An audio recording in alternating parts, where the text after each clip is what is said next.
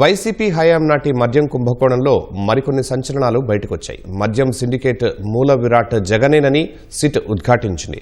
జే బ్రాండ్లు ఉత్పత్తి చేసిన ఎస్పీవై అగ్రో, ఆదాన్ డిస్టిలరీస్ కు అరబిందో గ్రూప్ ద్వారా జగనే రుణాలు ఇప్పించినట్లు సిట్ స్పష్టం చేసింది. దానికి ముడుపులు చెల్లించాలనే షరతులు పెట్టినట్లు వెల్లడించింది. అరబిందో గ్రూపునకు ఆ అప్పు తిరిగి చెల్లించేందుకు ఎస్పీవై అగ్రో ఇండస్ట్రీస్ ఖాతా నుంచి ప్రతి నెల 1 కోటి చొప్పున రూటింగ్ చేసినట్లు సజ్జల శ్రీధర్ రెడ్డి రిమాండ్ రిపోర్టులో సిట్ స్పష్టం చేసింది. మద్యం కుంభకోణం కేసులో ఎస్పీవై అగ్రో ఇండస్ట్రీస్ మాజీ యజమాని సజ్జల శ్రీధర్ రెడ్డి రిమాండ్ రిపోర్టులో సిట్ కీలక అంశాలను పొందుపరిచింది. ఎస్పీవై అగ్రో ఇండస్ట్రీస్ మద్యం తయారీ వ్యాపారాన్ని పునరుద్దరించి అభివృద్ది చేసేందుకు 45 కోట్లు రుణమిప్పించాలని ఆ సంస్థ అప్పటి ఎండీ సజ్జల శ్రీధర్ రెడ్డి, ఎంపీ పెద్దిరెడ్డి మిథున్ రెడ్డి, విజయసాయిరెడ్డి, రాజ్ కేసిరెడ్డిలను కోరగా జగన్ ఆదేశాల మేరకు అరబిందో గ్రూప్ నుంచి రుణం ఇప్పించినట్టు తెలిపింది. 12% వడ్డీతో రుణం తిరిగి చెల్లించడంతో పాటు మద్యం సిండికేట్ లో భాగస్వాములైన జగన్, మిథున్ రెడ్డి, విజయసాయిరెడ్డి, రాజ్ కేసిరెడ్డి, నాటి సీఎంఓ కార్యదర్శి ధనంజయ రెడ్డి, ఓఎస్డీ కృష్ణమోహన్ రెడ్డిలకు నగదు రూపంలో ముడుపులు చెల్లించాలనే ఒప్పందంతో జగన్ ఈ రుణం ఇప్పించినట్టు నిర్ధారణ అయింది. అందులో భాగంగా ట్రైడెంట్ కెంఫర్ ప్రైవేట్ లిమిటెడ్ నుంచి 35 కోట్లు, శ్రేయస్ ఇండస్ట్రీస్ లిమిటెడ్ నుంచి 10 కోట్లను అరబిందో గ్రూప్ సన్హోక్ ల్యాబ్స్ లిమిటెడ్ ఖాతాల్లోకి పంపింది. సన్హోక్ ల్యాబ్స్ నుంచి ఎస్పీవై అగ్రో ఇండస్ట్రీస్ నేరుగా పొందింది 15 కోట్ల రుణమేనని, మరో 22 కోట్లు రాజ్ కేసిరెడ్డికి అత్యంత సన్నిహితుడు, ఈ కేసులో ఏ9 గా ఉన్న టి ఈశ్వర్ కిరణ్ కుమార్ రెడ్డికి చెందిన డీకాట్ లాజిస్టిక్స్ కంపెనీ ద్వారా పంపారు. రుణంగా ఎస్పీవై అగ్రోకు అందాల్సిన మరో 8 కోట్లలో 5 కోట్లను మిథున్ రెడ్డి ముడుపుల్లో తన వాటాగా డీకాట్ లాజిస్టిక్స్ నుంచి పిఎల్ఆర్ ప్రాజెక్ట్స్ ప్రైవేట్ లిమిటెడ్ ఖాతాల్లో జమ చేయించుకున్నారు. ఈ మనీ రూటింగ్ ఆధారాలు లేకుండా చేసేందుకు మిథున్ రెడ్డి ఆ 5 కోట్లను తిరిగి హుడ్వింక్ అనే సంస్థ ఖాతాకు బదిలీ చేయించారు. అక్కడి నుంచి 5 కోట్లను నగదు రూపంలో తీసుకున్నారు. రుణం కింద రావాల్సిన ఇంకో 3 కోట్లు వర్ణని మార్కెటింగ్ ప్రైవేట్ లిమిటెడ్ చంద్రారెడ్డికి చెల్లించినట్టు సజ్జల శ్రీధర్ రెడ్డి వాంగ్మూలం ఇచ్చారని సిట్ తెలిపింది.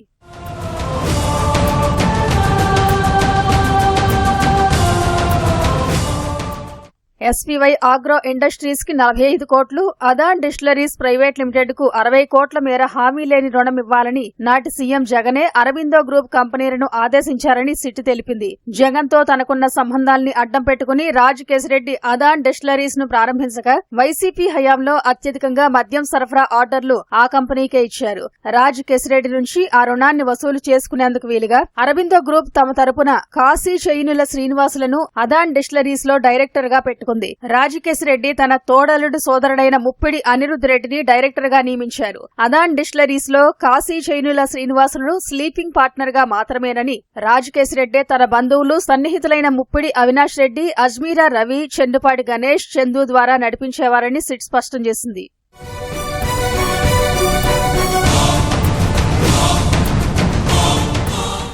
ఎస్పీవై అగ్రో ఇండస్ట్రీస్ దారు హౌస్ ఎక్స్వో బ్రాందీ ఉత్పత్తి చేసి బేవరేజెస్ కార్పొరేషన్ కు సరఫరా చేస్తే బేవరేజెస్ కార్పొరేషన్ నుంచి ఎస్పీవై అగ్రోలో పడే డబ్బులతోనే ముడుపులు చెల్లించేవాళ్లమని సజ్జల శ్రీధర్ రెడ్డి పేర్కొన్నట్లు సిట్ రిమాండ్ రిపోర్టులో తెలిపింది. తొలుత వోల్విక్, క్రిపటి, నైసా, Balaji trading, Venkateswara packing, Vishal enterprises తదితర సంస్థల ఖాతాలకు ఆ సొమ్ము మళ్లించి వారి దగ్గర నుంచి నగదు తీసుకుని ముడుపులు చెల్లించేవాళ్లమని శ్రీధర్ రెడ్డి తెలిపారు. ఎస్పీవై అగ్రోలో తాను డైరెక్టర్ కొనసాగినంతకాలం ఎప్పటికప్పుడు ఈ ముడుపులు చెల్లించినట్లు వివరించారు. 2022 డిసెంబర్లో ఎస్పీవై అగ్రో ఇండస్ట్రీస్ నుంచి బయటకొచ్చానని, అప్పటి నుంచి ఆ కంపెనీ వివరాలేవీ తనకు తెలియదని శ్రీధర్ రెడ్డి విచారణలో చెప్పినట్టు సిట్ వెల్లడించింది.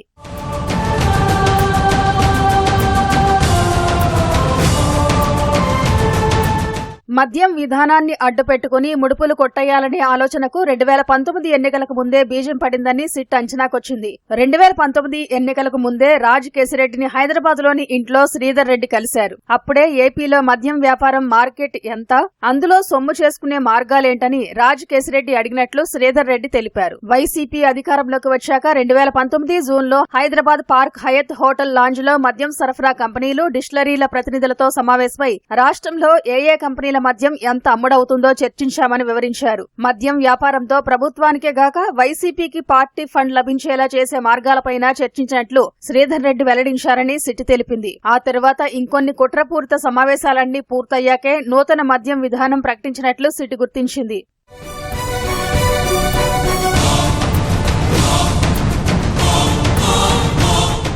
ఆంధ్రప్రదేశ్లో మద్యం వ్యాపారం చేయాలనుకుంటే అప్పట్లో ప్రభుత్వంలో అత్యున్నత స్థానంలో ఉన్న నాయకుడికి రాజ్ కేశిరెడ్డికి ముడుపులివ్వాల్సిందేనని డిస్టిలరీలు, మద్యం సరఫరా కంపెనీల యజమానులు ప్రతినిధులతో ముఖాముఖి సమావేశాలు నిర్వహించి చెప్పే బాధ్యతల్ని రాజ్ కేశిరెడ్డి, శ్రీధర్ రెడ్డికి అప్పగించారు. ఈ సమావేశాలన్నీ పూర్తయ్యాక 2019 డిసెంబర్లో తాను, మిథున్ రెడ్డి, వాసుదేవరెడ్డి, సత్యప్రసాద్, రాజ్ కేశిరెడ్డి హైదరాబాద్ జూబ్లీహిల్స్ లోని ఓ ప్రైవేట్ భవనంలో సమావేశమై మద్యం మూలధర ఆధారంగా ఒక్కో కేసుకు ఎంత మేర ముడుపులు వసూలు చేయాలో నిర్ణయించినట్లు శ్రీధర్ రెడ్డి చెప్పారు. ముడుపులు ఇచ్చేందుకు అంగీకరించిన కంపెనీలకే మద్యం సరఫరా ఆర్డర్లు ఇవ్వాలని నిర్ణయించుకున్నామని, ముడుపులివ్వకపోతే ప్రాచుర్యం పొందిన బ్రాండ్లైనా పక్కనబెట్టి ఆ లోటు భర్తీకి సొంత బ్రాండ్లు ప్రవేశపెట్టాలనుకున్నట్లు సజ్జల శ్రీధర్ రెడ్డి సిట్ విచారణలో వెల్లడించారు.